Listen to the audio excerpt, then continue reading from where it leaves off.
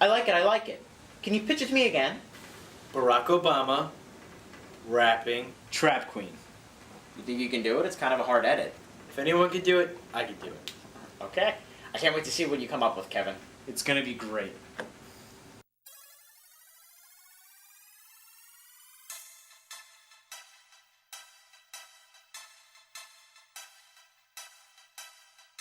My fellow Americans, 17 and 38.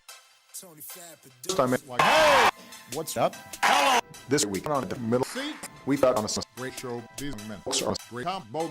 Not dredging. He's.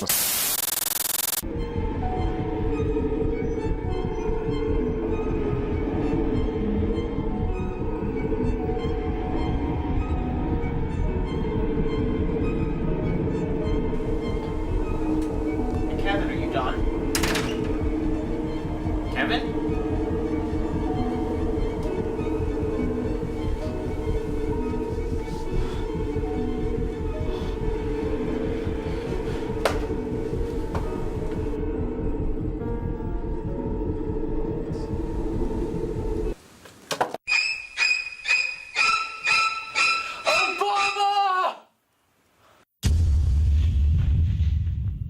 Enter a world of basses and biffles, where editing is so delicate it could kill an innocent soul.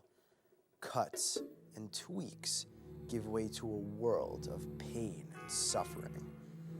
Enter a world of seats of middle, where 5 news stories are followed by a review of Hail Caesar and promos from Super Bowls past.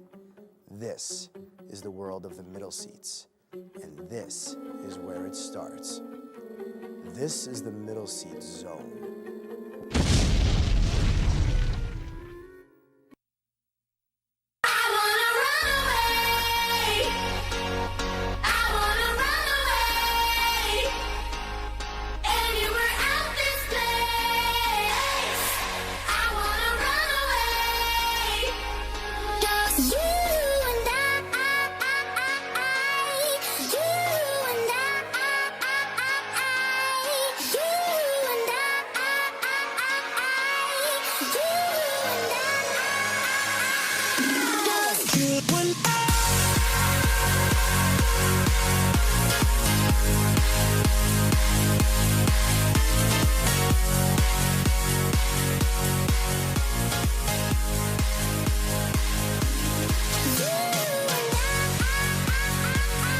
Welcome to the show, ladies and gentlemen. I am Andrew Auger. I'm Jake Hensler. I almost forgot my name. The Middle Seats is the longest running entertainment show in MCTV history, and we are back here again on another Thursday to bring you another fantastic show, Jake. Yes, we do.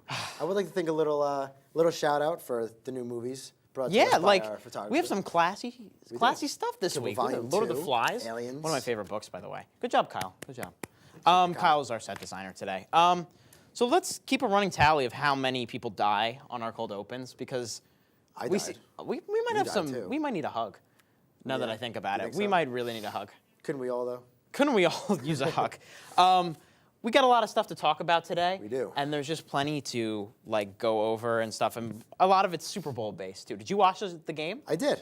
I got home from a weekend with my friends like an hour before the game started, but I watched it. So it was. I didn't think it was boring. Right. It was very defense based, but Yeah. I don't know. This is about all I know about Super I know. Bowls, There's just a lot to talk about today. But before we can get the cameras rolling on our review of Hail Caesar, we have to get to some important news. It's the top 5. These, as always, are the biggest and weirdest news stories of the week in film, and they're ranked in ascending order. People are weird. There are 2 kinds of weird. The first kind is restraining order, stay away from Chuck E. Cheese weird. The second is a kind of cute, take them on a date but never call them again weird. This story is the second kind. Do you guys remember B-Movie? Yeah, me neither. DreamWorks' strange Jerry Seinfeld vehicle about a bee who sues the human race for all the honey in the world came and went with little, wait for it, Jake, buzz. It left an impression on someone, though. Just take a look at this. That's a shirt of the entire script of B-Movie printed for wearable use. You can't read any of it or anything. It's just kind of there. I'm expecting Hot Topic to order about 2,000 of these. It's really hip.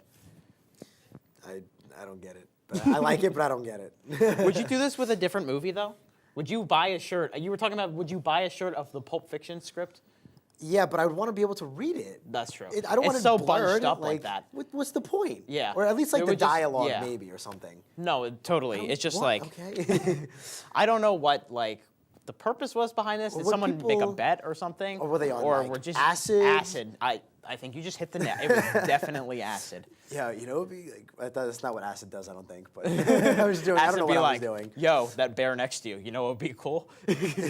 We should we totally would- just the watch B B movie. movie, write it all down, and put it on A shirt. a damn shirt. Although So- if that person gets it from Hot Topic, they're gonna be rich off something we think is stupid. Yeah. Although I feel like that happens a lot. Like, who's the guy who invented the toothpick? Not a lot of substance here, Genius, but but stupid. a lot of style in this story. Not a lot of substance, but a lot of style. Very true, very true. But the next, we'll say curious, idea for a film is the video game adaptation of classic cash cow Sonic the Hedgehog. The company Sega has joined forces with Sony Pictures to blend a mix of live action and animation for the beloved Hedgehog's feature film. Skepticism is normal, however, because it does in fact sound like Sega is trying to revive Sonic due to the failure of the latest video game, and they chose Sony as a partner. You know, the guys who did Pixels, Paul Blart, the not-so-amazing Spider-Man, Smurfs. Okay, so I only listed some of the bad ones. But Sony's pretty damn inconsistent with their good and bad films. And seeing that Alvin the Chipmunks and Garfield are examples of animation and live-action combos, this doesn't sound so hot for our Speedy Hedgehog, as he is expected to sprint, or roll, I guess, into theaters sometime in 2018. I don't know, like, I think you're being a little negative about this. I think this could Think so? work. I don't I know. hope I so. kind of like the Sonic the Hedgehog idea of as a main character in a story. You know. I mean, I hope it works. I know he's a classic character a lot of people like. The live action blend thing, I just don't like very much. It's just kind of It's kind of weird. Weird, yeah. There's a lot of weird I'm not a stories big today. fan of that. I don't understand why that's necessary, but Yeah. the Sonic lore has like a lot of like big heroes, you know? Like it Yeah. has like Tails, Knuckles, Shadow. I don't know if you ever played the games, but I was a I big haven't. I Sonic know. fan. I'm familiar with some of the characters. I know like one's red. Right. Sonic is blue, obviously. I Yeah. know, like I'm familiar a little bit, but Absolutely. So I think this could work, but yeah, if you hope it does. if it ends up like But Smurfs or history Garfield or- shows. Yeah. Yeah, it's not on their side, that's for No. sure. Especially since they're the ones that made Smurfs, and if that's the same creative team that's behind this, then I don't expect them to show this any Yeah. kind of respect at Bruh. all. Anyway, this bizarre trend of splitting a final installment in a popular young adult franchise into two parts has reaped some financial benefit, but ultimately, doesn't it seem a little pointless? It leaves studios open to issues like this next story. Robert Schwenke, who directed last year's Insurgent and this year's Allegiant for Lionsgate, has dropped out of the final film of the Divergent franchise Ascendant. Why, you ask? Well, it's time to spend time with his family. Very respectable request. But that leaves Lionsgate scrambling for their June 9th, 2017 planned release date for Ascendant. I mean, we don't really care about these movies that much, do we? Let's be completely honest. But I think it's interesting. This is the first time it's actually hurt a studio to make a movie in two parts, you know? Because now they got to hire another director. True. Maybe they'll finally learn their damn lesson because I'm sick of them doing that. It's so annoying. But anyway, It's really yeah, cheap. It's really cheap. As far as Insurgent and whatever, I read the plot synopsis of Insurgent on the way to Divergent. I read Divergent on Wikipedia briefly, and then went to see Insurgent to review it here because folks, I really this didn't is how care. memorable these movies are. Yeah, I don't Jake care. can't even tell them apart, and we're like talking about them right now. He can't. He's fumbling right now. Which one is the one he dropped out of? The last one. Okay, there we go. All right, so The nobody last cares. one. We We just talked about it, right? yeah. The moral of the Okay. story is nobody cares about this No, series. I don't. And what a convenient time to go take a vacation. Right? I'm calling. He said, men, "Screw it." Some men just want to watch the world burn. They just want to see millions and millions of dollars lost. But I'm sure they'll find someone that's You know, confident. it'd be funny if I just dropped out right now. Hey, buddy, guess what? I'm going to Orlando. Not doing it. Bye. Is that your impression of Robert Schwenke? Because I don't think he Yes. appreciates that kind of patronage. Well, if he watches this show, I hope he gives. Well, he's got a lot of free time with his family, so they can all watch together. Wow, this elaborated fast. Robert Schwenke, we don't love you if you're listening. I don't even know who you are. You directed R.I.P.D. We're not a fan. Ooh. So anyway, off of Schwenke, our second news story is about an 8th installment in a franchise, but we're actually kind of excited about it. Furious 7 was quite the hit, and don't expect the engine of the Fast and Furious franchise to quit roaring anytime soon. Fast 8 is already in the works, and casting for their lead villain has begun. Charlize Theron has already proved she can handle action and car chases in 2015's Mad Max, so she's kind of a perfect fit here. Not to mention she's a total badass in it too. Although if she is cast in the role, I hope they utilize her way more than they did Luke Evans and Jason Statham from the last 2 films. And Statham will appear in this one, by the way. But anyway, expect Fast 8 to do some insane, preposterous car stunt that'll make us all poop our pants in astonishment come April of 2017.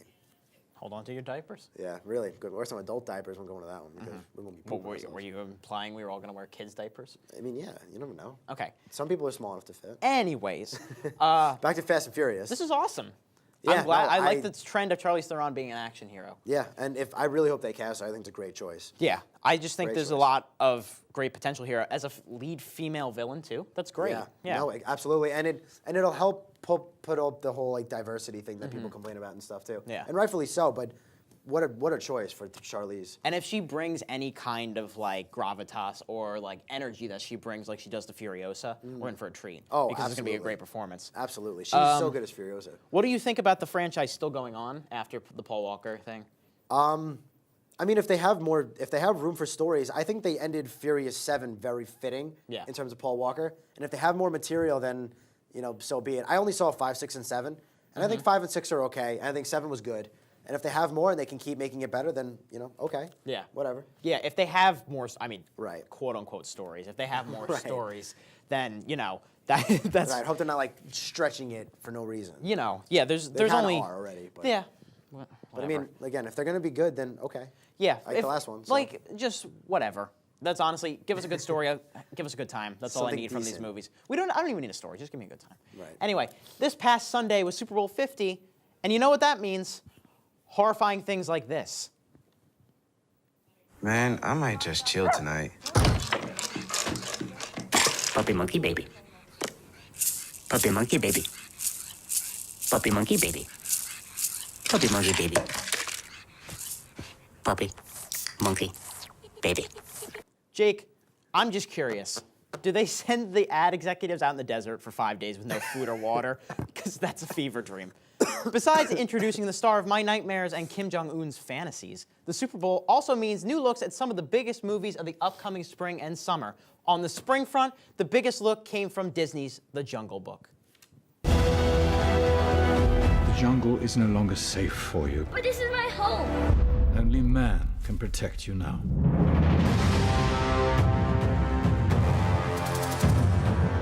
Poor, sweet little cub. What are you doing so deep in the jungle? You are a man cub who wants to live in a jungle. How do you know that? Kid, I got ears. My ears got ears. Only I can protect you. Forget about your worries in a stride. What's that? That's a song about the good life. And from the summer, we got new looks at Teenage Mutant Ninja Turtles 2, Independence Day 2, and our first look at the creatively titled 5th installment of the Bourne franchise, Jason Bourne. The biggest spot, as expected, was Marvel's new look at Captain America: Civil War.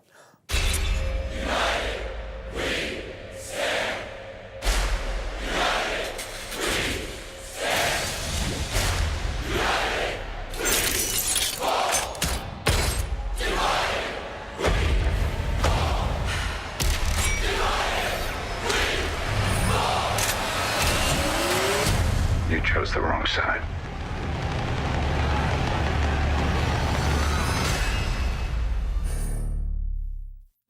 More offense than the Panthers. The Jungle Book slithers into theaters in April, and Civil War comes close behind in early May. Wow.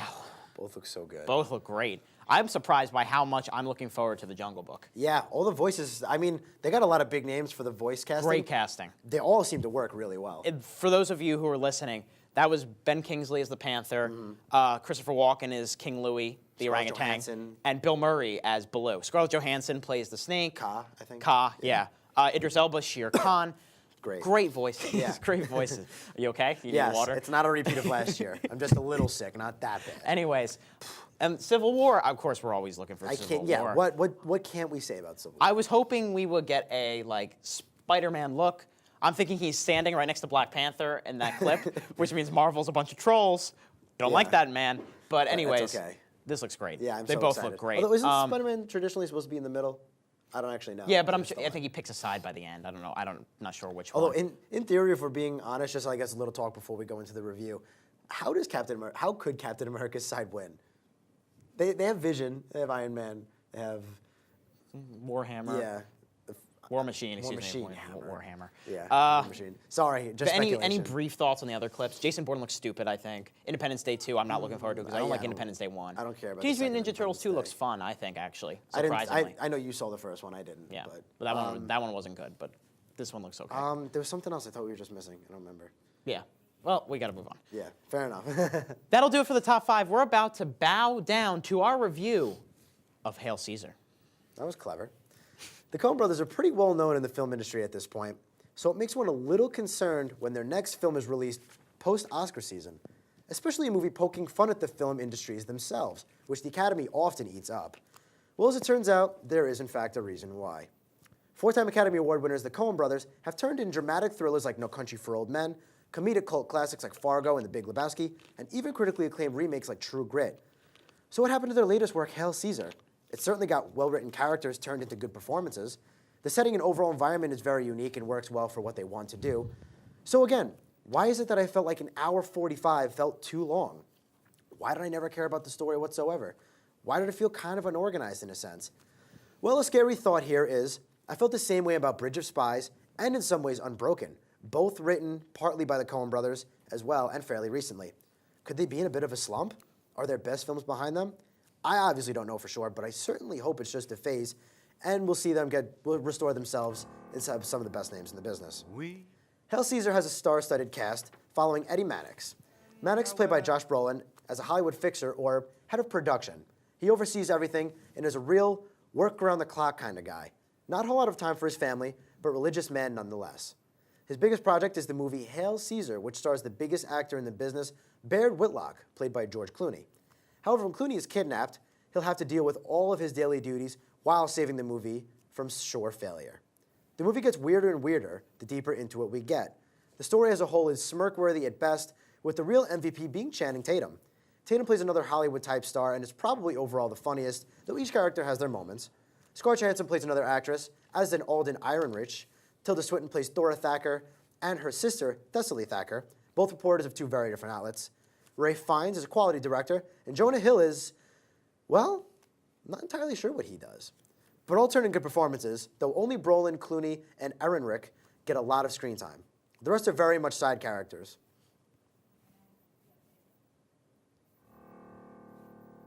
We are heading out to sea, and however it'll be, it ain't gonna be the same.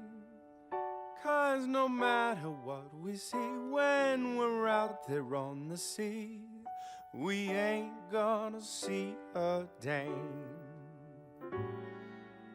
We'll be searching high and low on the deck and down below, but it's a crying shame. Oh, we'll see a lot of fish, but we'll never clock a dish. We ain't gonna see a dame. No days. We might see some octopuses. No days. Or a half a dozen clams. No days. We might even see a mermaid. But mermaids got no dams. No dams. The movie definitely pokes fun at every role in Hollywood. Producers don't stop working, have appointments constantly, while being followed around by a secretary. Writers don't get paid well. Actors are overdramatic. Directors are picky. Even editors have it rough. But almost all have to deal with the obnoxious media and how they look in the public eye. Say your line exactly as I'm about to, just as I'm about to do. Sure, okay. Would that it were so simple. Would that it were so simple. Would that it were so simple. Would that it were so simple. My dear boy, why do you say that? Why do you say twere? Well, you should say it like I said it. Yes. Would that it were so simple. Would that it were so simple. Would that it were so simple. Would that it were so simple. Watch my mouth. Would that it were so simple. Would that it were so simple. Keep your head still. Would that it were so simple. Would that it were so simple. Would that it were so simple. I'm trying to say that, Mr. Lawrence. Lawrence, I thought A minute ago it was Lorraine. No, we can use Christian names, my good dear boy. Lawrence is fine, just as I call you Hobie. Okay. So, would that it were so simple. Would that it were so simple. Would that it were so simple. Trippingly. Would that it were so simple. Trippingly. No, don't say trippingly. Say the line trippingly. I like the poking fun of Hollywood parts of the film, and it was blatantly obvious what they were going for, but their plot overall felt sort of muddled. It doesn't flow all that well. Some of the comedy works, some of it falls flat, but its biggest downfall is failure to grip the audience. I had the perfect theater experience to describe this, actually. The people behind me loved it and were cracking up. The people in front of me walked out about halfway through, and I was figuratively and literally in between. Excuse me. It's not happening again, I promise. A lot of the film gives us a very over-the-top movie quality feel on purpose, and I liked how they did that. Roger Deakins never fails. But as a whole, I think this review is actually a reflection of how I feel. The movie never quite made me care about it. Thus, I don't quite have a whole lot of passion or sense of eagerness to put into this review, unfortunately. I didn't hate it, but I wouldn't quite call myself a fan. I would have loved to see these characters in a different movie, actually. They're probably the best part about it. And if I ever catch it on TV, I'd look for a few specific scenes, and that's really about it. But here's to better luck next time, Coen Brothers. I am sincerely rooting for you. Very well written. And I Thank think you. we're on the same sentiments, but I think actually I'm more negative. Are you? I don't like this movie. Wow. I don't. And I know I'm not alone here, because this film has been tanking with audiences. Yeah, I've heard. Yeah. It just really has not been doing very well with audiences. It got a C- cinema score. Ooh. And I mean, obviously, movies don't have to be catering to mainstream audiences. Right. But in this specific case, I don't see what they were going for here. Honestly, Yeah, it just weird. feels too screwball and too weird to connect with pretty much anyone. Yeah. And I know a lot of people feel this way, that like, oh, you know, like the Coen Brothers films are very niche, you know, and they're very specific for film goers and film fanatics. You can tell what a Coen Brothers film is. Yeah. You know the feel of it. And but it looks like a this is Coen different. Brothers film, but it doesn't sound like one. It's just not written up to snuff where it it's needs just- to be. And I'm hoping this isn't becoming a trend, because I know they had a big part in writing Unbroken. Wasn't really a fan of that. Yeah. They had a big part in writing Bridge of Spies. I Wasn't didn't a hate big- it, but I just wasn't a huge fan of that one wasn't a either. huge fan of that either. And just I feel like I'm hoping it's not a trend, but I'm getting a little worried. I don't know. I just maybe it'll be better over time. I just found myself going, what are you trying to achieve here? You know, that's the big thing that I was going for. I guess this is one of their takes of poking fun at Hollywood, but I mean, But they've made the but same. I the feel like story they've was made too this weird. movie already. Barton Fink is a better version of this movie. Barton Fink is much Barton better. Fink is a Yeah. hardcore satire kind of, but it's got a dark Yeah. streak to it. Oh, yeah. This is very screwball, but it's so screwball comedy, kind of wacky and silly that it doesn't have any stakes. Why do I care? You know? I never cared. You know. The movie's about an hour 45, and there were times when I was like, I checked my phone and I was like, oh my god. Because I have 40 minutes left. even in the best comedies in the world, I care. I care about the characters. I care about Ron Burgundy. Absolutely. I care about Ricky Bobby. Yep. I care about. I care about the Tropic Thunder cast. Yeah, all of that. No, that's what I was going to go to. Love that movie. I care about what's his name from Dodgeball? Whatever. Who cares? Yeah, I know what you mean. No, but like Yeah, but- I know Ben Stiller, but like I don't know who Ben Stiller plays. Anyway, Burn I After know what you're Reading getting is at. a great That I comedy gotta by the see. Coen I gotta Brothers. see I'd that. recommend that. And I think we should give our ratings on our final thoughts Sure. because I have nothing to say otherwise. I give it a 5. I kind of feel. I think I was a little generous when I walked out of the theater. I was like, "What is it, 6.5, 7? No, not 7, 6.5." And now, the more it settles with me, the more I'm kind of leaning the other way. I'm thinking I put 6.5, but I might be closer to 6 now. I might be didn't closer hate to it, but- 4.5, to be completely Wow. honest. I think this is the worst Coen Brothers film, personally.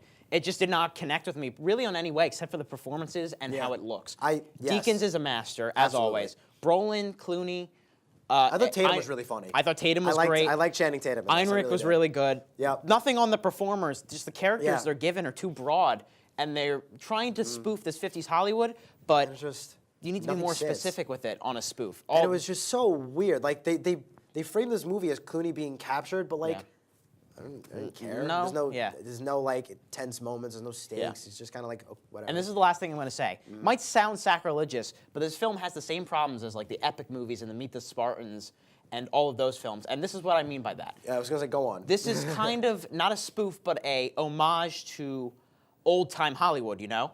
But it's very broad, and those movies are very broad in their spoofs, and that's why it makes no sense.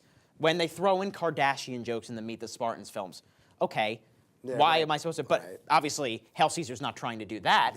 But I my see what you're point saying, is, though. yeah, you see what I'm saying? I kind of do. It's a broad concept that they did no honing in on, and it's just very sloppy. And that's... Yeah, I remember thinking, like, there was one part where I distinctly remember thinking, like, I think this scene would have fit after this scene. Like something with Clooney and then something they do to talk about him or whatever. I was like, they should probably be reversed. Like, I don't know. And they, like, try to throw little jokes. Some of them work, some of them don't. Yeah. But For me, huge disappointment. Yeah, I was disappointed, too. This is one of my most anticipated films of the year, and that's all I got to say about it. And that'll do it for our review of Hail Caesar. This past weekend, as we discussed in the top 5, was the Super Bowl, the holy grail of sporting events in the United States. With that kind of prestige comes big advertisements, some of which are for Hollywood's most anticipated films of the year. Ever since Roland Emmerich's Independence Day premiered a cryptic teaser of the White House exploding way back in 1996, we've been hooked to see what Hollywood has to offer on this big day. Some years pack more of a punch than others, and Jake and I have been doing research. What are the most interesting years in Super Bowl advertising? This is There Can Only Be One, Super Bowl Sunday edition. Get a drink, man. I tried. Oh, my God. I catch a cold at the worst times. I know what you want from me. A lot of the time. Okay, I'm just kidding. I'm kidding. Sandy. A lot of the time, Super Bowl spots are the first look anyone in the general public gets of the upcoming film. 2011's Super Bowl, which featured the Green Bay Packers versus the Pittsburgh Steelers, by the way, had 2 very big first looks. But as you'll see, they panned out very differently. First off, take a look at how Chris Evans' Captain America introduced himself to the world. Whatever happens, stay who you are. Not just a soldier, but a good man. How do you feel? Taller.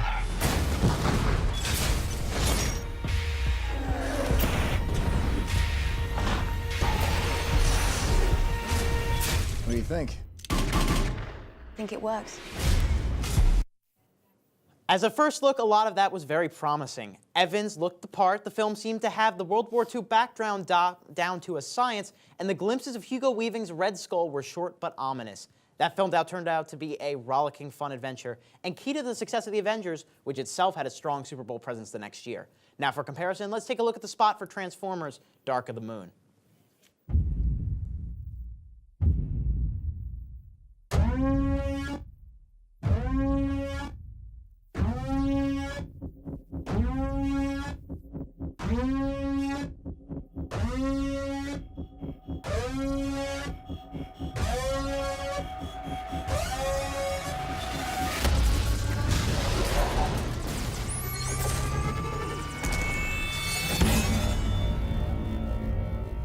Dark of the Moon had a lot to prove, with audiences feeling burned after the massive Transformers Revenge of the Fallen back in 2009. This trailer is gripping. I'm not sure if it's the music or the imagery, but this made me hyped, as did the rest of the trailers. Then this happened. I'm Wang. Deep Wang. Deep Wang. You're not getting it. Deep throat. Yeah. The cinematography and special effects is still impressive, but come on. Deep Wang? This year also gave us a first look at the mysterious J.J. Abrams sci-fi thriller Super 8, also Cowboys and Aliens, Thor, Battle L.A., Pirates of the Caribbean, On Stranger Tides, Rango, Kung Fu Panda 2, Fast 5, and more. What I'm trying to say was that it was a big year for Hell films. of a year, yeah. Yeah. Definitely. But I think... I was going to say Dark of the Moon actually did look pretty good. Yeah, I don't remember it. I fell asleep to it, but... Dark of the Moon, it's too long. Yeah, it's too long. I put it on my couch one day and was just nuts. It's a movie of 2 halves. It's the second best Transformers movie, if we're being completely honest. But the first hour and a half is useless. It's completely useless. And then isn't the last half hour just that one action scene? Yeah, pretty much. Which is pretty good. It's a pretty good action scene, if I'm being completely honest. And that's what's all in the trailer. Maybe I'll rewatch it. Maybe I probably won't. Don't rewatch it. It's really not worth it. But that's what I'm talking about. How little teasers like that can build your anticipation more and more. You know. Absolutely. And Captain America, which did end up being good. Captain America, which did end up being that was good. a good trailer. Sometimes they pan out, sometimes they go. That's my point with this whole thing. Anyway, that was an interesting year, I think, for me personally. Yeah, absolutely. And as for my year, we all love trailers, and we love the Super Bowl. So whoever put them together is a pretty great man. Though it was not long ago that we got some pretty great ones as a whole. The year 2013 had a lot in store for us, and that didn't change for the Super Bowl commercials either. I mean, sure, they showed us Oz the Great and Powerful. But they also gave us a pretty badass Fast and Furious 6 trailer as well. One of the turning points in the Fast franchise, but it didn't stop there. 2 of my favorites from that year are the Iron Man 3 Super Bowl spot, mainly because of how great they showed the Iron Man character. They give you a pretty compelling trailer with bits from the movie and a great intro from Stark himself.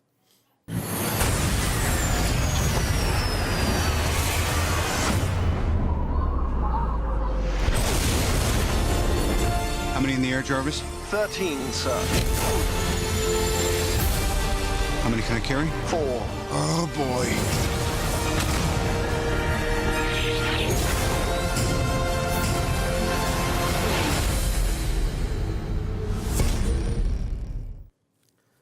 And the second one, Star Trek Into Darkness. Not really like the third installment's trailer. They should take cues from this one, showing us some great visuals, gripping plot points, and a menacing Benedict Cumberbatch. You think your world is safe? It is not. Who the hell are you? I am better. At what? Everything.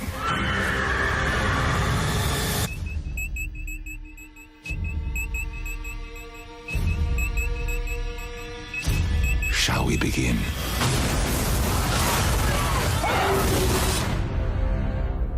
God, that man could read my world religions textbook and I'd listen to every word.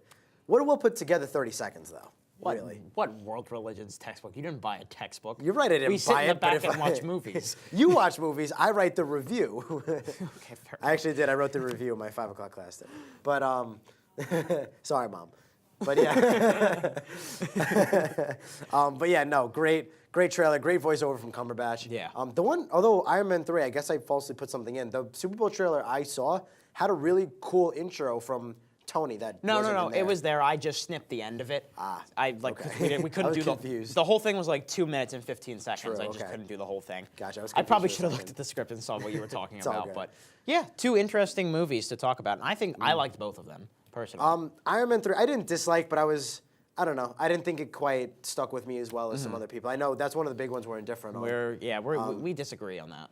Yeah, but Into Darkness, when I saw it, I know I liked that one a lot. And Yeah, Cumberbatch is great. Cumberbatch does a great job. Yeah. Into Darkness is actually the least liked Star Trek movie by Star Trek fans. So I've heard. Which is interesting to me because So I I've think heard. it's one of the better ones. But I mean, like, not as far as Star Trek goes. It's one of the best movies, Just but not as one a of the best whole, Star Trek yeah. movies from what I've seen. Right.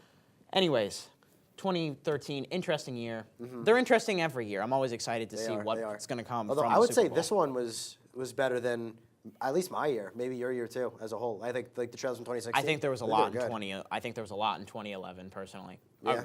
Yeah. I'm So gonna have to look that at it was again, why. but- That's why I talked about it. But there was a lot of good stuff this year too. Yep. Well, we're well past the 2-minute warning, and it's time to take a knee on this episode of MCTV's The Middle Seats. If you have a question for the show, check it below.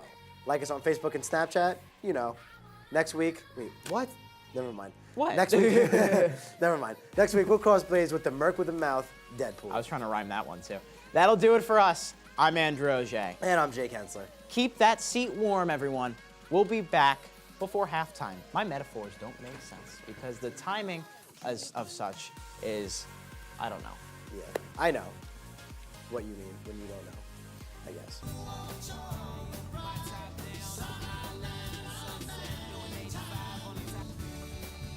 Wait, did I say Obama or did I say Barack Obama? Barack Obama, I don't know. I don't know. Can you pitch it to me again? Obaka. Oh. No, Bach. Obaka. This is like Kevin's like go to sleep soundtrack. Good night, Kevin.